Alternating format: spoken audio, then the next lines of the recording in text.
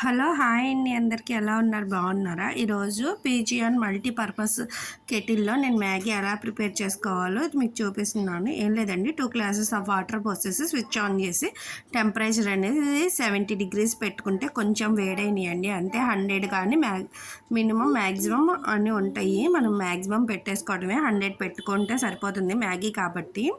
ఇప్పుడు నేను కొంచెం వేడయ్యాక అందులో మ్యాగీ అనేది వేస్తున్నానండి. నేను మ్యాగీ కూడా వేసేసి కొంచెం సేపు ఉంటే అది కుక్ అయిపోయింది.